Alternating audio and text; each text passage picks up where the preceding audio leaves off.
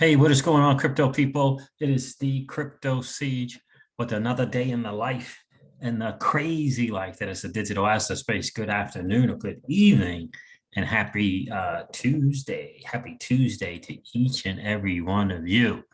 Man, I hope you're excited about being an early adopter in this new asset class that is the digital asset space. Goodness gracious, the market is doing what the market does. That's without question. I want to let you know, my friends, you and I, we're playing a game that 99.99% of the masses, they don't even know is being played. And we are winning. So we're going to go over this numbers. Going to clear up a couple of misconceptions, if you will, around Celsius. And I came across an article I thought was interesting. It says Stellar Lumen will not have the same challenges as XRP. So XLM will not have the same challenges in the US as XRP. And I'm going to cover just a couple of I don't know, I think they're misstatements or inaccurate statements in reference to Ripple, the company. So we will go over that as well. It's exciting to see the market kind of doing what it's doing. And I can't wait to see where BTC ultimately gets to. That's going to be a very, very interesting thing, only because when we know when it ultimately gets done, then we know that the alt season will really, really take off. So absolutely excited about that, guys. So listen, this is your XRP Ripple daily news in around 0 to 10 minutes. And I'm trying to decide which article I should cover first, because this treasury stuff is driving me crazy also. But let's go with this real quick. This should be a quick one. Stellar's XLM won't face the same legal issues in the US as Ripple did. Some highlights here, and then I'll go over a couple of things. Ripple and XRP are still battling with the SEC nearly a year after the lawsuit was first filed. Due to the inherent similarities between the target space of XRP and XLM, some speculate that the regulators might target Stellar next. XRP and XLM prices are both hinting at the possibility of 100% rise in the near future. All right, so here, the United States Securities and Exchange Commission's against Ripple and XRP has moved from something that was supposed to be quick to a battle of attrition. The SEC served, okay, we already know about that. Ripple and Stellar, the remittance brothers, despite the fact that much of its history is shrouded in mystery, Ripple Labs, more commonly known as Ripple, is a company behind XRP. The token is designed as payments, liquidity sources, and transaction settlement mechanisms that uses the Federated Byzantine Agreement Consensus Protocols released in 2012. All right, so Tux here, Ripple is currently the company that looks here is a challenge. I have it with this statement here. Ripple is currently the company that looks after the XRP ledger and its developments. Well, that's inaccurate. Stellar, on the other hand, takes a slightly different approach. It is an open source distributed payment network that uses the Stellar Consensus Protocol. Like XRP, XLM is a native asset of the Stellar blockchain that runs on the Federated Byzantine Agreement that was launched in 2015. Unlike Ripple, Stellar Development Foundation looks after the development of XLM. And so for those people who might not know or understand, first of all, this is a great article from Forbes because there were some really good questions. The XRP Ledger Foundation, the next step of XRP decentralization. And on September 24th, the newly established XRP Ledger Foundation announced its existence in a press release. I'm trying to get the year that it was actually launched. Crunchbase had a little bit of information on it. Here, let's see. Because I just want to point out that the XRP Ledger Foundation did start and obviously did get funding. XRP Ledger Foundation, an independent nonprofit focusing on the growth, innovation, and development of the XRP Ledger and XRP community. Got 6.5 million in funding, 6.5 million in funding. Gosh, I want to say 2018. But there's the investors, Coil, GateHub, right? Ripple, the company. So XRP Ledger Foundation, XRP Ledger, there's a grant, and a grant, 6.5 million. Just to kind of give you an idea of what the foundation does. XRP Ledger Foundation, it is xrplf.org.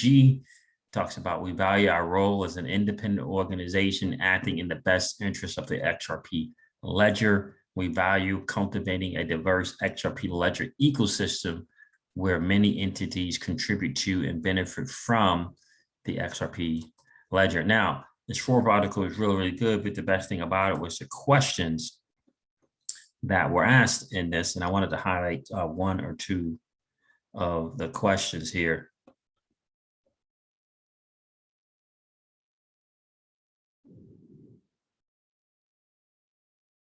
It's a really good question. 6.5 million US dollars is a lot of money and a clear indication of engagement, but it is only a fraction of the non-circulating supply of XRP Ripple has access to. So by logic, the most to gain, most to lose promise of Ripple still stands, and the XRP Ledger Foundation is an added promise to third-party developers.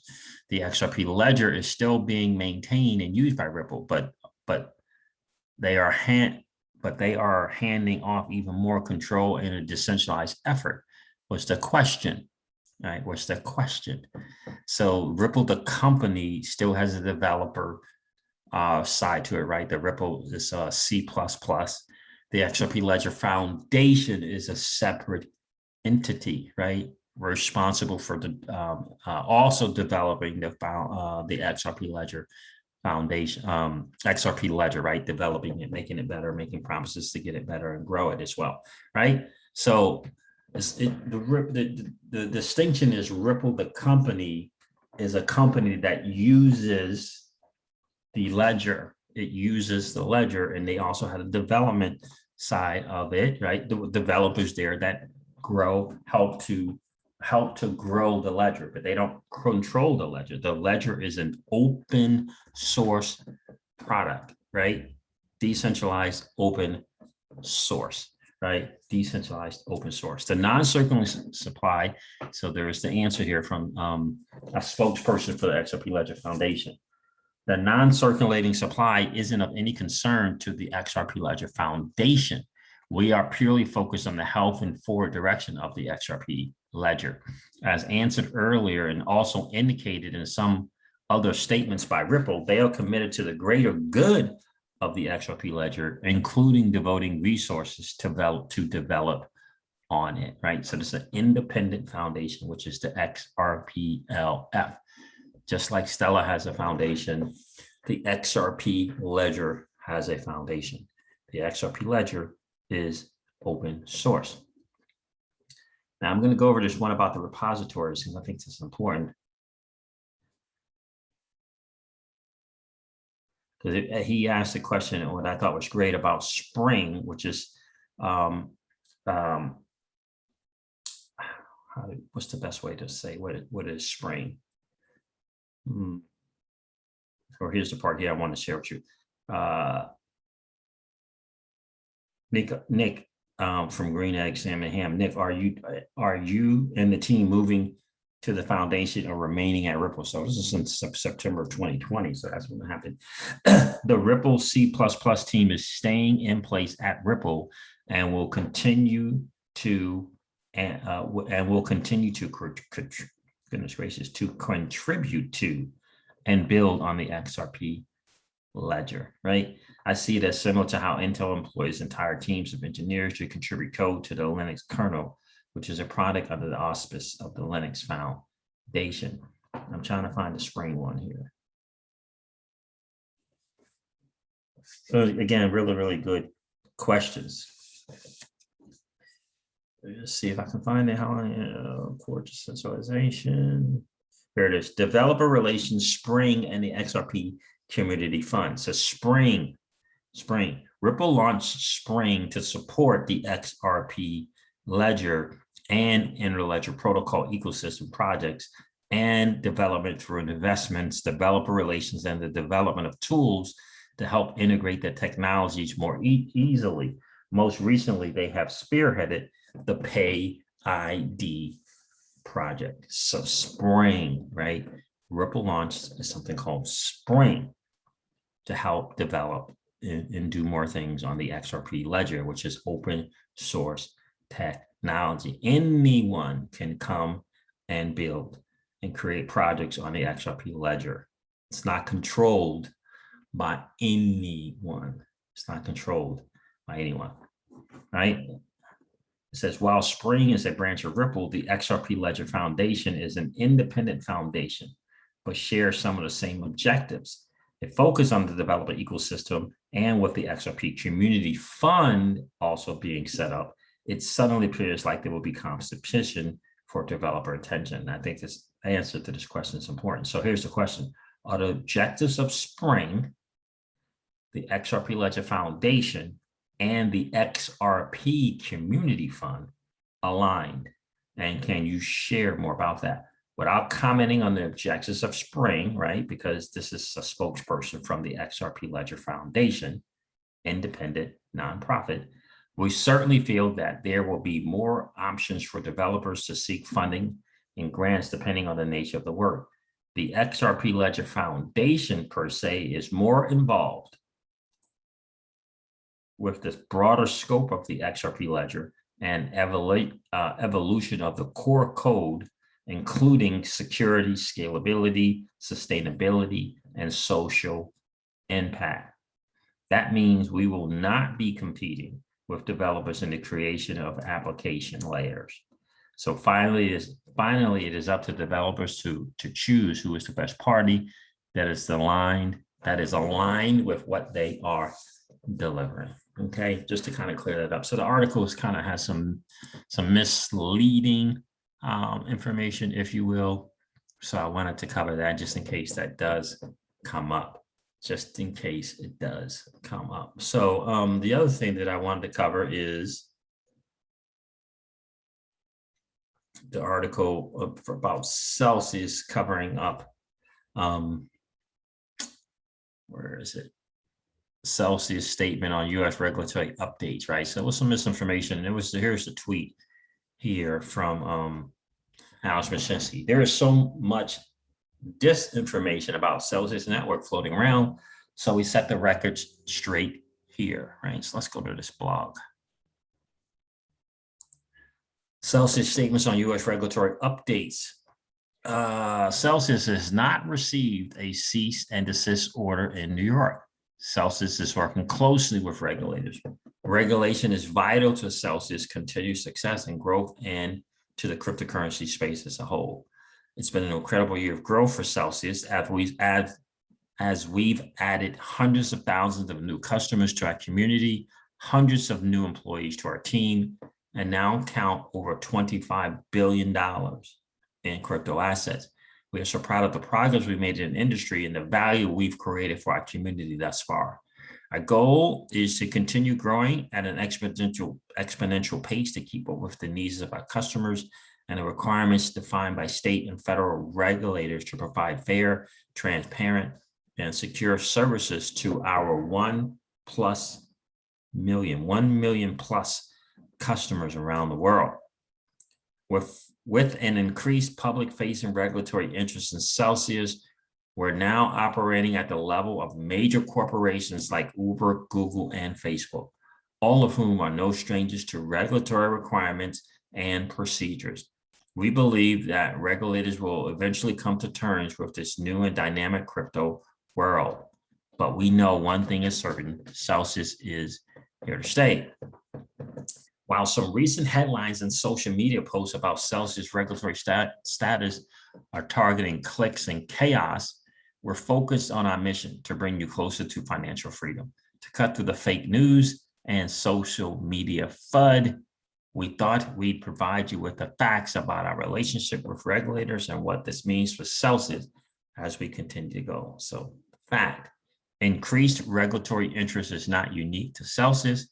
Crypto is only in the beginning stages of its journey to mass adoption. The crypto industry as a whole is maturing and growing based on evolving guidelines from regulatory bodies. Regulators are engaging with a variety of players in this market, making sure that we can continue to innovate while protecting consumers and building trust.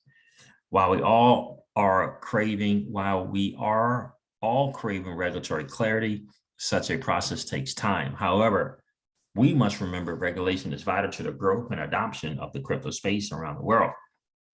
And fact number 2, Celsius is working closely with U.S. states to provide clarity about our business operation. Celsius has received several inquiries from regulators that would like to better understand what we do, how we do that, and how we comply with regulatory requirements. We are having a very open and productive dialogue with regulators around the world. In fact, Celsius has not received a cease and desist from the state of New York State. Celsius has received a request for information and not a cease and desist from New York authorities. We are now working on providing regulators in New York with the information about our business and offering. Fact, we expect additional U.S. states to reach out to Celsius requesting information. Another fact, Celsius is committed to transparency, innovation, and sustainability. In case you missed it, here are some recent highlights from Celsius. Celsius just closed a $400 million fundraising round and is now valued at over $3 billion. You can sign up to be a beta tester for Celsius Swap, which is an in-app swap with no fees to move your XRP to Bitcoin, your Bitcoin into USDC, et cetera, in-app swaps, no fees to do so. Celsius now supports sign up and KYC on the desktop, which is awesome. Cool. For those who don't like to do stuff on the mobile, you can do it on your laptop.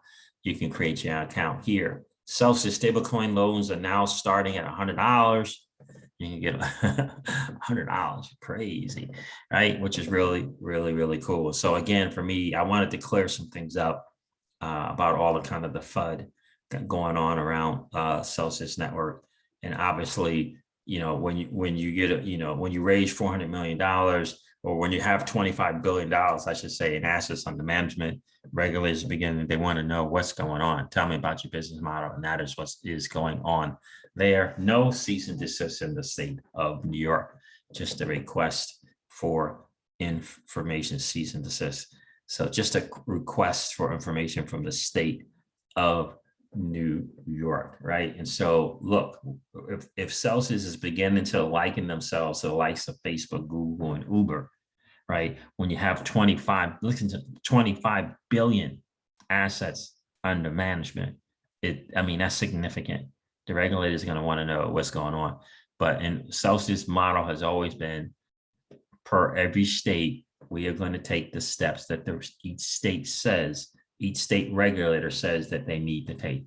And that is exactly what they have been doing. So it is absolutely no need to worry now. Will the regulators, try to do, try to do something? We'll see, right? That's always going to be, depending upon the regulatory body, you can never tell, right? So, for example, the SEC, it's about money, right? So enforcement action, it's about money. They need money to fund themselves, right? That's what the SEC is about. So let's take a look at the market. I'm going to refresh because at one point it was 2.26 trillion. I saw 2.59 trillion earlier today. Let's see where we are. So still at 2.26 trillion, up 2.3% in the last 24 hours. Bitcoin is nearly $64,000 at $63,948. Ethereum is back over $3,800. Binance coins $484 and Cardano $2.10. XRP is at $1.08. Solana is $154. Polkadot's $41, up 20% on the 7-day. Dogecoin, because it is an NF asset, I believe, on the Flare networks at 24 cents. We cover that. Terra Luna $37. Shiba Inu's at 2,802 Satoshi. Uniswap is $25.60. Very, very cool. There, Litecoin I covered, Avalanche. Cool. Algorand is at $1.70. Another mint. Just got the word about being able to mint some assets on Algorand. That is absolutely exciting. And the monster that is Polygon is at $1.46 on the 7-day. It is at 17%, 17.7%, which is really, really cool. So as we like to say, the market is doing what the market does, guys. So that's the news for today. Hopefully I'll get a chance to do a live stream later on tonight. I am taking care of Miss Crypto Siege today. Look at the Bitcoin dominance at 46%, right? So you know what that is, right? It's that thing that blockchain backer, shout out to you, my friend, BC Backer, it says this is the time where the people new in the space, the new people in this space, they are running the Bitcoin because they're seeing it going up, right? Look at the dominance. The dominance is at 46%. They're running the Bitcoin, right? Goodness gracious. If it gets to a new all-time high, which is what, 64 plus or 65, what are they going to do then, right? So that's going to happen. But we all know that then the plan is that in some range between 72 and 80,000, 72, maybe even 85, that top's going to come and the altcoin market will begin to do its thing. So, and that's what we're looking for. But the new people, look, 64,000. While we're doing this video, it says 64,113. So we're coming close on reaching the new all-time high. And that means people are going to be foaming in. That means that celebrities are going to be talking Bitcoin. We're going to see more laser eyes, and the news media will, of course, as soon as it hits that new all-time high, mainstream media will be covering it, and people will be who said Bitcoin was never going to do anything when it was at 20 grand, they don't want to look at it. But when it hits a whole new all-time high, you're going to be getting calls from your buddies and your coworkers saying, should I buy some Bitcoin? Or I just got my first Bitcoin, right? As soon as it hits that all new time high. And I believe that's at 64 something, maybe even 65. Let's see here. Let me click on Bitcoin, see if it might share.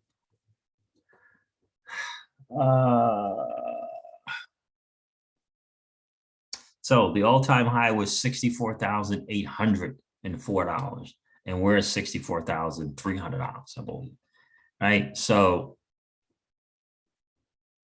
right, so we're just right near the all-time high. We're at 64,000. Oh, it went back down again. What happened? It was just at 64,080 something dollars, so it hit it again. There it is, $64,113. So we're $700 off the new all-time high, $700. So we may hit that today. So this is really, really good because that new all-time high is just in preparation for the altcoin season beginning, starting to happen. So excited for each and every one of you. And just always for me, I'm always looking at this BTC dominance, and until that starts to get below 40%, that's when we can start looking at the altcoins. So excited to see 2.62 trillion. Excited to see BTC getting to $64,100 because it's getting even closer to new all-time highs. All right, guys, listen, I am going to end this video like I do all my videos and remind you guys of this, that old money doesn't want you to win. They don't want us to win. They would rather that we remain a cog in their perpetual wheel of trading our time for dollars. They don't want us to play in the same playground that they play in, where we allow our money to work for us. This is our chance to win, guys. The digital asset space is our chance to win. We are in the midst of the greatest transfer of wealth in the history of man. Are you participating, or are you standing on the sidelines? Here's what I do know, that the battle for you has already been fought, and the victory is yours. Go get it. I'll talk to you soon, guys. See ya. Bye.